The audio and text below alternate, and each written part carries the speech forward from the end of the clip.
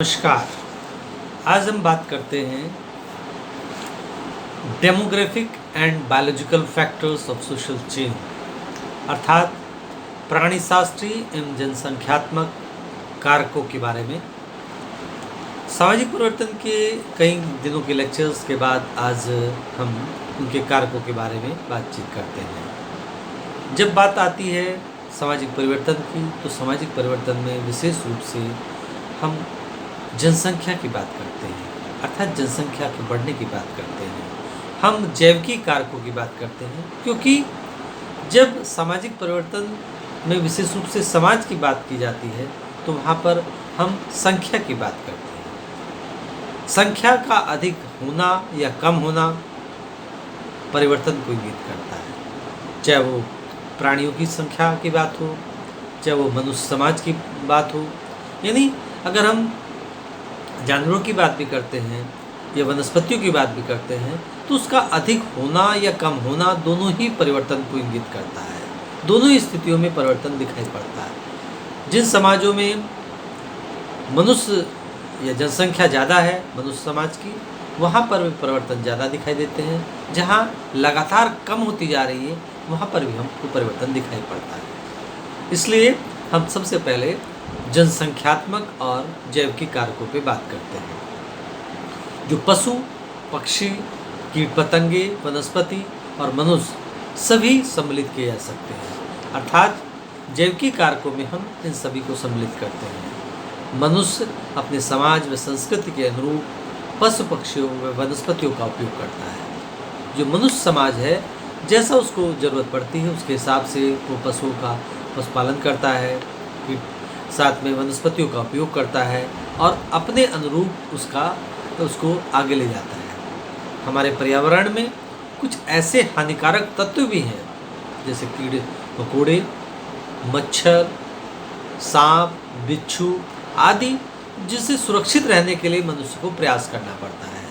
उसको चूँकि अपने शरीर को बनाए रखना है, अपने समाज को बनाए रखना है, ऐसे में उसे मुक्ति प्राप्त करने के लिए प्रयास किए जाते हैं। जैसे कि वर्तमान समय में कोरोना वायरस कोविड-19 के कारण समस्याएं पैदा हो रही, तो उससे बचने के मनुष्य द्वारा प्रयास किए जा रहे हैं। वैक्सीन तैयार की जा रही है, तमाम तरह के प्रयास किए जा रहे हैं ताकि अस्तित्व बना रहे।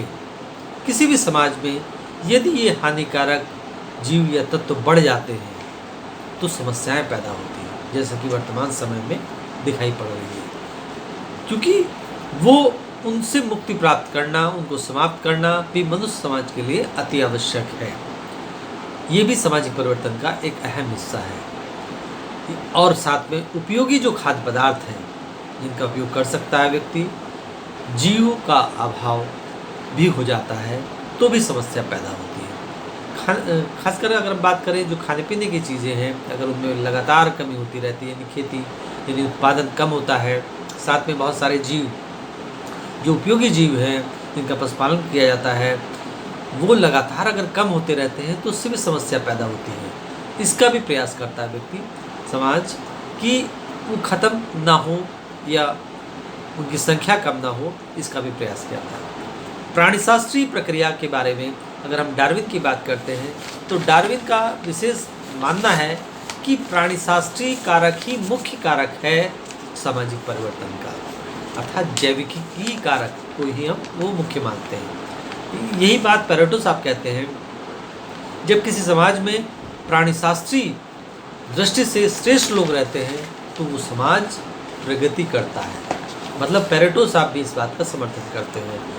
यानी जैविकी आधार पर, प्राणीशास्त्रीय आधार पर जिस समाज में भी अधिक क्वालिफाइड क्या कहें, श्रेष्ठ जन, जिनका मानसिक स्तर अच्छा होता है, वो अगर होते हैं तो वो समाज अधिक प्रगति करता है।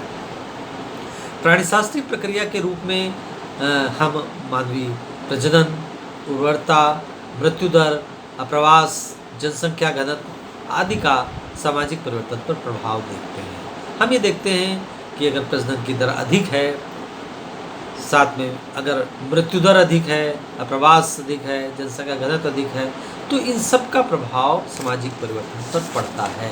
निश्चित रूप से ये देखा जाता है कि जनसंख्या अधिक होने से सामाजिक परिवर्तन अधिक दिखाई पड़ता है। जनसंख्या में अगर अनावश्यक वृद्धि होती है, यानी जितनी अपेक्षा की जाती है उससे अधिक वृद्धि होती है, तो अनावश्यक वृद्धि संसाधनों की जो गुणवत्ता है, स्वास्थ्य है और अनेक कल्याणकारी कार्यक्रम हैं उनको प्रभावित करती है। हम ये देखते हैं कि जिन समाजों में, जिन देशों में, जिन राष्ट्रों में जनसंख्या वृद्धि तेज़ी से बढ़ रही है, जितनी महसूस की जाती है उससे अधिक बढ़ रही है, तो वहाँ की जो क्वालिटी है, रहने वाले लोगों की क्वालिटी है, साथ में वहाँ के अनेक चीज़ों में जो गुणवत्ता है उसमें कमी देखी जाती है। साथ में वहाँ के लोगों का स्वास्थ्य में कमी देखी जाती है और अनेक जो कल्याणकारी कार्यक्रम हैं वो भी प्रभावित होते हैं, क्योंकि जनसंख्या अधिक होने से सबको समुचित चीज़ें उपलब्ध नहीं हो पाती हैं। जनसंख्या की अधिकता से ही विकासशील देशों में हम देखते हैं गरीबी दिखाई पड़ती है, निर्धनता दिखाई पड़ती है, ये भी बिंदु दिखाई पड़ता है। प्रत्येक प्राणी में गुण और क्षमताएं अलग अलग होती हैं। हम ये भी जानते हैं प्राणी कोई सा हो तो उसमें गुण और क्षमताएं अलग अलग होती हैं। एक देश के प्राणी की तुलना में दूसरे देश के प्राणियों की क्षमताओं में भी अंतर पाया जाता है। इसी तरह से यदि हम पूर्वजों की बात करें तो पूर्वजों की जो तुलना जब की जाती है तो उनकी जो शारीरिक संरचना है रही है, उनके जो विचार रहे हैं और अन्य बातों में अंतर पाया जाता है। अर्थात एक पीढ़ी से दूसरी पीढ़ी में हम देखते हैं विचारों में अंतर पाया जाता है, संरचना में अंतर पाया जाता है। जैसे कि कुछ लोग का कहना है कि बहुत पहले बहुत लंबे लंबे चौड़े लोग की शारीरिक संरचना होती थी, चाहे हम अकबर की बात करें या पृथ्वीराज चौहान की बात करें, दोनों स्थितियों में इनकी हाइट बड़ी अच्छी हाइट थी। लेकिन परिवर्तन के साथ साथ आज हम देखते हैं ये हाइट 5-6 फीट या 6 फीट से अधिक बहुत कम दिखाई पड़ती है। जनसंख्या का जो प्रभाव है विशेष रूप से सामाजिक परिवर्तन पर पड़ता है। जिन समाजों में कन्याओं की संख्या पुरुषों से अधिक होती है वहाँ पर प्रेम विवाह एवं पारिवारिक संगठन अलग तरह के दिखाई पड़ते हैं। जनसंख्या की वृद्धि का तो प्रभाव पड़ता ही है, लेकिन जनसंख्या की कमी का भी प्रभाव पड़ता है। अगर हम यहाँ पर देखते हैं जनसंख्या अधिक होती है तमाम तरह की समस्याएं पैदा होती है, लेकिन जनसंख्या की कमी होने से जीवन स्तर में सुधार होता है, जीवन स्तर वहाँ का अच्छा होता है, उसमें उन्नति दिखाई पड़ती है। स्त्रियों का बार बार जो प्रसव से मुक्ति मिलती है, इसके साथ साथ बालकों को श्रेष्ठतर उनका पालन होता है, अनेक सुविधाओं से संबंधित देखा जाता है। इसमें हम विकसित राष्ट्रों से तुलना अगर करते हैं तो विकसित राज्य जिसकी जनसंख्या बहुत कम दिखाई पड़ती है, इसका कारण वहाँ पर तेज़ी से जीवन स्तर में सुधार हुआ है, जीवन स्तर अच्छा हुआ है, वहाँ स्त्रियों की स्थिति में सुधार है, वहाँ पर बालकों की हायर एजुकेशन, बालकों की शिक्षा, बालकों का लालन पालन बहुत अच्छी ढंग से होता है। अर्थात जनसंख्या वृद्धि का ये अगर साथ में कुछ जनसंख्या से जुड़े हुए कुछ बिंदु अगर हम ध्यान दें, जैसे आकार, जनसंख्या के आकार का प्रभाव भी पड़ता है समाज में। जैसे हम बात करें जीवन स्तर, जो देश में गरीबी है उसका कारण है जनसंख्या का अधिक होना, देश में जो बेकारी है उसका कारण है अधिक होना, अशिक्षा है उसका कारण भी जनसंख्या का अधिक होना है, स्वास्थ्य की अनेक समस्याएं वो भी जनसंख्या के अधिक होने के कारण होती है। जनसंख्या के अधिक होने से या कम होने से सामाजिक मूल्यों पर असर पड़ता है, आदर्शों पर प्रभाव पड़ता है, मनोवृत्तियों पर असर पड़ता है, जीवन यापन पर प्रभाव पड़ता है। साथ में लेकिन जनसंख्या के अधिक होने से जो राजनीतिक सैनिक दृष्टिकोण से अगर हम ध्यान दें तो ये बहुत ही महत्वपूर्ण है। जिन राष्ट्रों में जनसंख्या अधिक होती है वहाँ की जो सेना है वो काफ़ी मजबूत होती है। इसमें हम चाइना का उदाहरण ले सकते हैं, क्योंकि वहाँ की जनसंख्या बहुत अधिक, तो सैनिक दृष्टि से वो बहुत महत्वपूर्ण है, यानी वो शक्तिशाली उस आधार पर माने जा सकते हैं, जबकि दूसरे राष्ट्र कमज़ोर समझे जाते हैं। जनसंख्या के आधार पर हम गांव और नगर को देखते हैं, गांव की जनसंख्या कम होती है और नगरों की जनसंख्या अधिक होती है। जीवन स्तर कम वालों का अधिक, यानी हम देखते हैं जहां पर जनसंख्या कम होती है उनका जीवन स्तर ऊंचा होता है, जैसा कि अभी बात कर चुके हैं। इसके साथ साथ अगर हम देखते हैं कि जनसंख्या के आकार में विशेष रूप से अगर जन्म दर अधिक होती है तो आकार बढ़ता है, और आकार बढ़ने से तमाम तरह के परिवर्तन दिखाई पड़ते हैं। साथ में अगर मृत्यु दर अधिक है, मृत्यु दर है तो जनसंख्या कम होगी, तो उससे भी वहाँ के सामाजिक परिवर्तन पर असर दिखाई पड़ेगा। अप्रवास और उत्प्रवास, इमिग्रेशन इमाइग्रेशन, यानी किसी एक देश में लोगों का आना और वहाँ से जाना दोनों ही सामाजिक परिवर्तन को इंगित करता है। यानी अगर किसी देश में बहुत सारे लोग नौकरी करने के लिए आते हैं तो वहाँ का परिवर्तन अलग तरीका दिखाई पड़ता है, लेकिन जिन देशों से जाते हैं वहाँ का परिवर्तन अलग तरीके का दिखाई पड़ता है। अर्थात सामाजिक परिवर्तन में लोगों का किसी देश में आना और वहाँ से जाना दोनों प्रभावित करते हैं। जनसंख्या की जो बनावट है वो भी बहुत इम्पॉर्टेंट है। अगर भारत के संदर्भ में भी बात करें तो अगर किसी देश में आयु का बिंदु अगर ध्यान दें, अगर अधिक एज के लोग ज़्यादा हैं तो वहाँ का जो कार्यशील जनसंख्या है वो कम दिखाई पड़ेगी। अगर वहाँ की जनसंख्या में 20 से लेकर 50 के बीच जनसंख्या ज़्यादा है तो वहाँ पर कार्यशील जनसंख्या ज़्यादा होगी तो देश के विकास में वो महत्वपूर्ण भूमिका अदा कर सकते हैं। वर्तमान समय में भारत के संदर्भ में ये बात सही कही जा सकती है कि यहाँ का जो कार्यशील जनसंख्या यानी 20 से 50 के बीच की जो जनसंख्या है वर्तमान समय में और आगे आने वाले 15 सालों में बहुत तेज़ी से वो बढ़ रही है, जिसके कारण भारत में संसार के सबसे ज़्यादा कार्यशील यानी एक्टिव पॉपुलेशन रहेगी, तो वो सामाजिक परिवर्तन में एक सक्रिय भूमिका अदा कर सकते हैं। इसके साथ साथ लिंग के आधार पर भी हम देखते हैं, अगर बैलेंस रहता है यानी लड़कियों की संख्या लड़कों की संख्या लगभग बराबर सी रहती है तो कोई प्रॉब्लम नहीं, लेकिन अगर किसी एक की ज़्यादा एक की कम होती है, यानी अगर किसी स्थान पर लड़कियों की संख्या ज़्यादा है तो वहाँ का दृष्टिकोण और कहीं पर लड़कों की संख्या ज़्यादा है तो वहाँ का दृष्टिकोण, दोनों में चेंजेस दिखाई पड़ता है। वो भी समाज को परिवर्तित करने में हमको महत्वपूर्ण भूमिका के रूप में दिखाई पड़ता है। इसके साथ साथ वैवाहिक स्तर के दृष्टिकोण से भी हम इसको समझ सकते हैं परिवर्तन के दृष्टिकोण।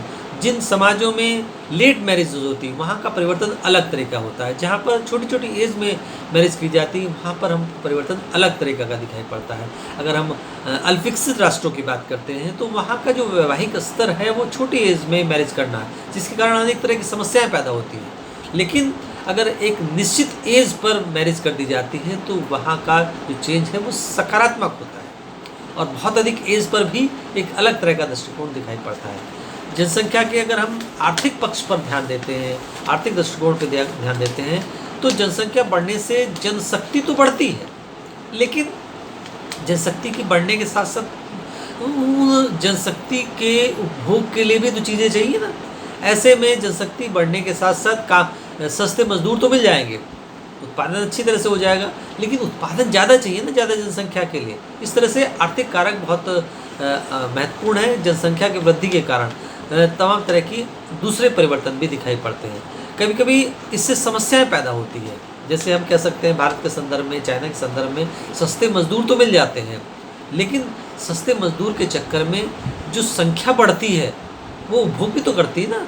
ऐसे में अनेक तरह की समस्याएं भी पैदा होती हैं। इसके साथ साथ अगर हम सामाजिक संगठन की बात करते हैं तो जनसंख्या का दृष्टिकोण है उसमें सामाजिक संगठन में हम देखते हैं नगरीकरण बढ़ता है, किसी स्थान पर जनसंख्या बढ़ती है तो नगरीकरण बढ़ता है, विशेषीकरण बढ़ता है, श्रम विभाजन का जो दृष्टिकोण दिखाई पड़ता है, परिवार का जो स्वरूप है उसमें चेंज दिखाई पड़ता है, विवाह के स्वरूपों में चेंज दिखाई पड़ता है। इस तरह से हम अलग अलग बिंदुओं के आधार पर सामाजिक परिवर्तन को समझ सकते हैं, यानी जैविकी और जनसंख्यात्मक जो कारक हैं ये महत्वपूर्ण दिखाई पड़ते हैं। अगर हम राजनीति की बात करते हैं, जनसंख्या वृद्धि हो या कमी हो तो उससे राजतंत्र अगर कहीं पर है या प्रजातंत्र है या समाजवाद है, पूंजीवाद है, पर जनसंख्या की अधिकता का प्रभाव पड़ता है। यानी जनसंख्या अधिक होने से वहाँ के राजतंत्र पर, वहाँ के प्रजातंत्र पर या समाजवाद पर या पूंजीवादी व्यवस्था पर, उन पर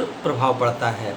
इसके साथ साथ अगर हम युद्ध और जनसंख्या की बात करते हैं, जिन समाजों में वहाँ के क्षेत्रफल के अनुरूप जनसंख्या ज़्यादा है वहाँ पर जनसंख्या अधिक होने से लूटमार मची रहती है, जिसके कारण समान वितरण न होने के कारण आपस में टेंशन होता है, संघर्ष होता है, अर्थात वो उन समाजों में युद्धों को जन्म दिया जाता है। क्रांति की बात अगर हम करें, तीव्र बढ़ना या घटना, किसी स्थान पर अगर जनसंख्या लगातार बढ़ती है बहुत तेज़ी से या बहुत तेज़ी से घटती है, वो क्रांति को जन्म देने के लिए जिम्मेदार कहे जा सकते हैं। इसके साथ साथ जनसंख्या का बढ़ना या घटना भी वैचारिक परिवर्तन को भी जन्म देता है। अगर हम प्रगति की बात करते हैं तो अधिक जनसंख्या में प्रगति बाधित होती है। जनसंख्या के अधिक बढ़ने से श्रेष्ठ जन नहीं मिलते। जैसे कि पेरेटो ने कहा, जिन समाजों में प्राणीशास्त्रीय आधार पर शेष जन होते हैं वहाँ की प्रगति ज़्यादा होती है, जहाँ पर शेष जन नहीं होते हैं वहाँ की प्रगति कम होती है। इस तरह से अगर हम देखें बायोलॉजिकल फैक्टर्स और डेमोग्राफिक फैक्टर, दोनों ही फैक्टरों में हम ये देखते हैं कि अगर संख्या बढ़ती है, चाहे वो हम मनुष्य समाज की बात करें या पशु समाज की बात करें, वनस्पतियों की बात करें, प्रत्येक स्थितियों में सामाजिक परिवर्तन प्रभावित होता है। अर्थात सामाजिक परिवर्तन के लिए डार्विन की बात कहें या पेरेटो की बात कहें या अनेक समाजशास्त्रियों की बात करें तो दोनों स्थितियों में हमको परिवर्तन दिखाई पड़ता है।